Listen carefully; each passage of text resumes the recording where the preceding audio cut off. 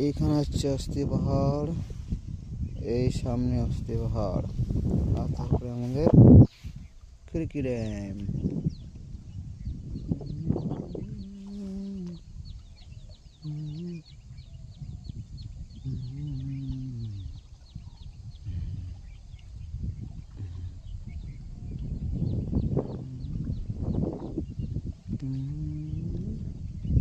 এখন জল অনেকটা কমে গেছে।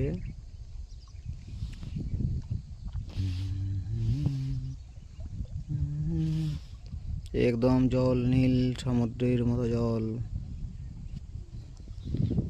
এদিকে হচ্ছে কোটশিলা ঝালদা, এই সামনেই কংসাবতীর অস্ত্রস্থল। এদিকে হচ্ছে বড় পাহাড়, এই যে পাহাড়ের ওপারে হচ্ছে ঝাড়খণ্ড বর্ডার।